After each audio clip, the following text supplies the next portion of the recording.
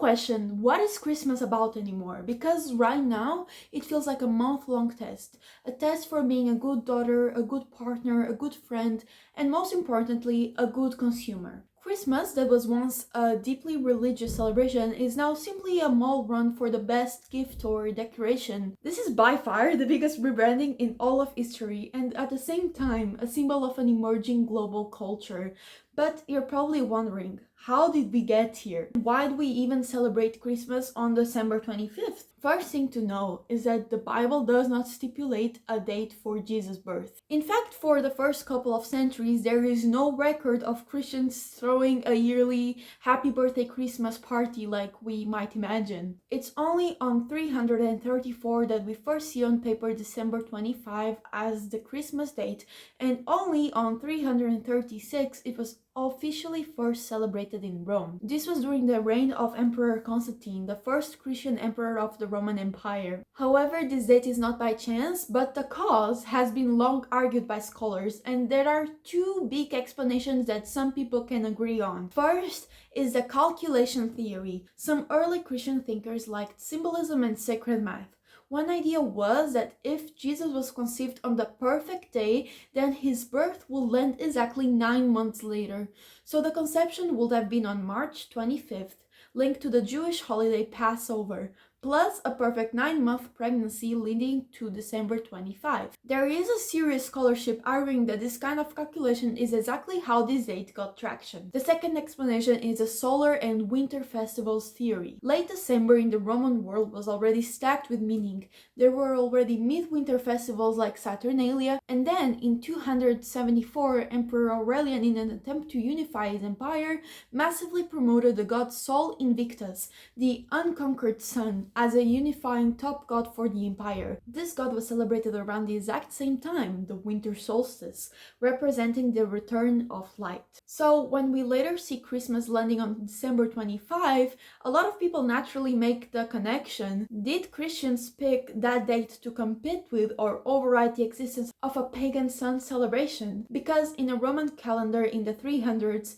December 25 was literally marked as the birthday of the invincible, and this is linked with the sun god, not Jesus yet. But historians don't fully agree with the direction of the influence here. Some do think that Christians picked a date to replace the solar festival, but others think that the solar celebration on that date becomes only visible later and was a reaction to the growth of Christianism. So the safest thing to say here is that the sun symbolism and Christmas started overlapping in the same period, and that overlap is not an accident.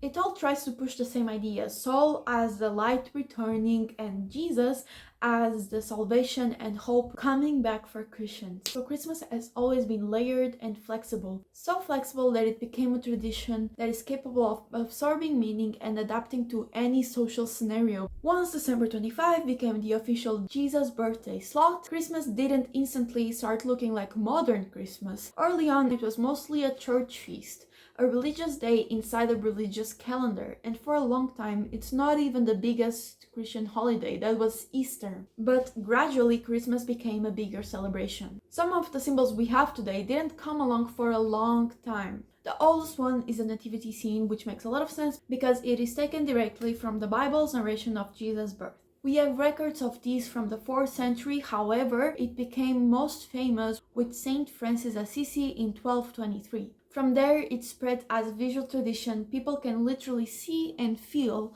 not just hear about in the church. As you can guess, the Christmas tree also doesn't come from ancient Rome. The strongest documented roots are in German-speaking Europe, where decorated evergreen trees became a Christmas tradition. One story that matters here is a paradise tree idea taken from medieval plays about Adam and Eve, using an evergreen tree decorated with symbolic items, and over time that kind of tree symbolism gets folded into Christmas practice. The tree becomes widespread among German Lutherans and then spreads outward. Then the tree gets a massive PR boost in the 1800s when Queen Victoria and Prince Albert helped popularize it in Britain, and images of the royal family around a decorated tree make it fashionable and exportable. And under the Christmas tree there's a present. Gift giving has a few streams that merge. There's a Christian story of the Magi bringing gifts to Jesus. There's also older winter festivals festival gift-giving in European cultures like Saturnalia, like I mentioned before. In these, there was a custom of giving small figurines made from wax or pottery or sweet foods for good luck. And then there's Saint Nicholas, a real historical bishop from the 4th century who became associated with generosity. This figure is more commonly known as Santa Claus, popularized in Central Europe, mainly in the Netherlands, which then traveled to the US. The image of Santa Claus got massively standardized and globalized in the 20th century in American advertising. The most common modern visual of Santa is in Coca-Cola ads in 1931. So yes, the face of Christmas is basically a brand asset. And that's the real turning point, because once a holiday gets a mass-produced mascot, it's not just about tradition anymore, it's a marketing season. At this time, industrialization made goods cheaper and more available, urbanization led to shopping culture, and advertising taught people what they are supposed to want. If Christmas feels like a month-long test, this was when the test was written, because once you have mass media, you can sell the perfect fantasy, the perfect gifts, the perfect decorations, the perfect family table, and the perfect consumption. A great example is from 1843 and is basically a pop culture Christmas milestone. It was when Charles Dickens published A Christmas Carol, pushing a warm moral storyline of generosity, family, and social conscience. It helped popularize a particular emotional Christmas vibe. And the first commercial Christmas card appears around the same period, and later mass printing makes Christmas cards explode into a whole industry. So now Christmas isn't just a date, it's quite literally a script. It tells you how you should feel, what a good home looks like, what a good family looks like, and what kind of magic you should produce. It puts on us this whole pressure to perform during the season. And in the 1900s, Christmas became a yearly emotional campaign where brands sell you a fantasy of perfection. So this is fairly recent if you think about it. However, this was a formula that sold and keeps selling every single year, just like Mariah Carey songs. Nonetheless, there is something quite fishy about this, and Ben Pimlott wrote about it and got it exactly right in 1962. He framed it as a paradox of Christmas, a contradiction between the sacred feast living side by side with a loud secular party season. Every December, advertising encourages materialism while the holiday claims to celebrate humility, generosity, and spiritual meaning. It's confusing. Really, most people have even dropped the focal point of the festivity, which is religion, and only focus on these consumerist traditions. Decorations, gifts, Christmas markets. There's people who turn their whole house into a movie set, stress over the perfect table, buy matching pajamas, do Secret Santa at work, but never step foot on a church the whole season. Which is fine in my opinion, there's no problem with that, I also don't. But this is a real show of the decay of Christianism and its practices. Christmas has become this huge social ritual that people keep performing even when they don't connect to the original religious meaning anymore, or sometimes aren't even familiar with it. This is where sociologists make a useful distinction between belief and belonging. Belief is the faith part.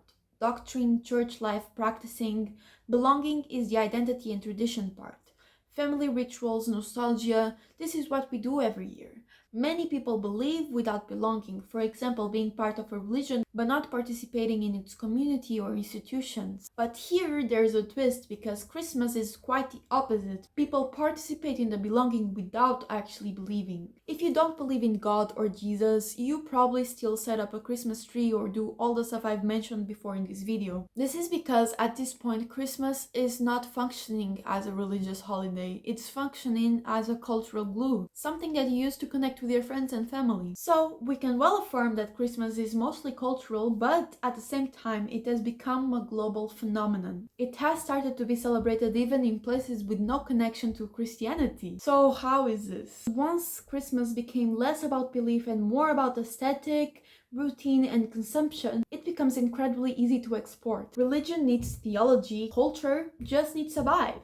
And Christmas has one of the most perfectly curated vibes of all time. Just think about it. Yeah, that's literally it, guys. You don't need to believe in Jesus to enjoy candles and hot chocolate. And the reason it spreads so well, it's the same reason that fast food spreads so well. It's standardized and repeatable. You can copy-paste Christmas anywhere. Shopping centers can recreate it, brands can recreate it, movies can recreate it, Instagram can recreate it. It's a ready-made seasonal template that comes with built-in emotions. And when global media keeps repeating the same images year after year, it starts catching on. The template starts to feel normal everywhere, and even desired, I would say. In a positive note, this is a sign of an emerging global culture, something that knows no borders and no limits. Something has clearly united millions of people across the globe.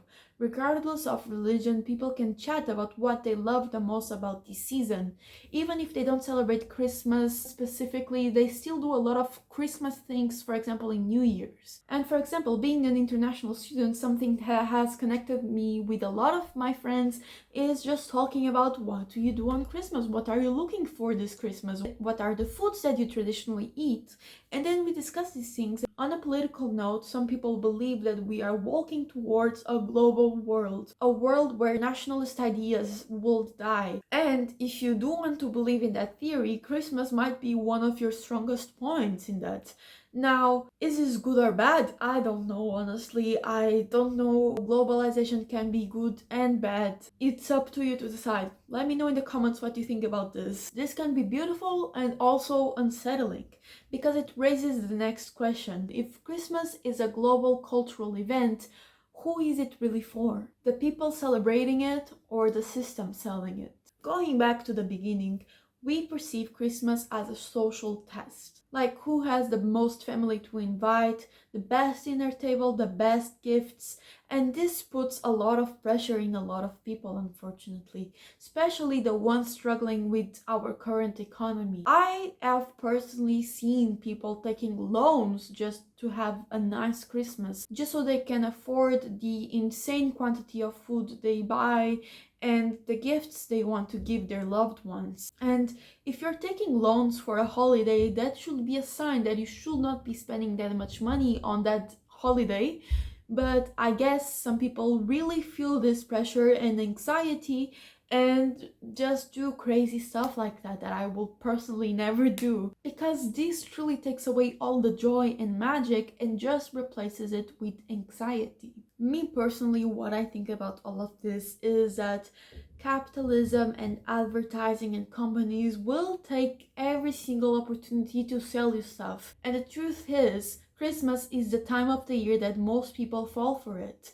I don't think there's another time of the year where people fall so much on this idea of having to be in their best behavior socially. You probably have heard complaints from your friends or even from yourself about, oh, I'm so anxious, I'm gonna have to face the rest of my family this holiday season. You'll have to put on your best clothes, you'll have to say what were your best achievements that year. And there's this whole idea that everyone has to be perfect just for this single day. And that's not what Christmas is about. I was raised Catholic, so maybe my perspective comes a lot from this. I am no longer religious like that, but I guess some values stick with you for the rest of your life. And in my perspective, Christmas is a beautiful time, but not because of the gifts you receive and because of the lights on the street, but because it reminds you of being humble, generous, and kind. At its core, Christmas is just about one thing, the birth of Jesus. And again, I am not personally a Christian, but if there's one thing that Jesus wanted to teach us all was that we need to have empathy, be kind to everyone around us, and love. So what I urge this Christmas for all of you is to think about this. Have I been kind to the people who are close to me this year? Have I been a good person? Have I been empathetic enough? Have I been too selfish? This is the type of reflection I urge you to think about, because going back in our religious roots, even before Christianism, this was a time of reflection where the days have been shortening and now they're gonna start expanding again and the light will return. And as the light returns, we have to think about what part of ourselves we want to come back with this light, what part of us we want to shine the most in this next season. And this is the most important part about Christmas, not the color of your Christmas tree's balls or if you're serving veal or turkey. Like, guys, let's calm down.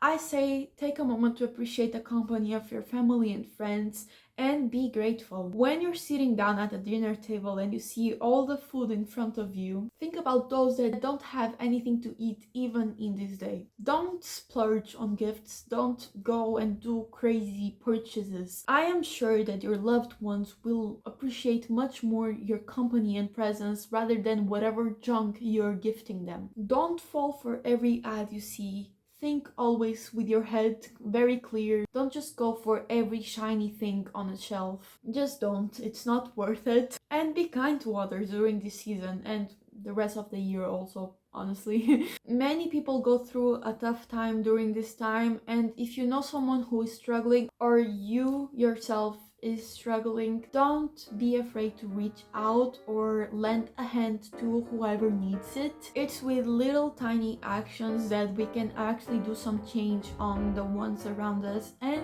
eventually the world. This is all I have to tell you guys, and I wish you all a Merry Christmas and a very Happy New Year. It was very nice to have you here. If you enjoyed this video, think about subscribing, comment down below your opinions, and I guess I will see you next week. Bye!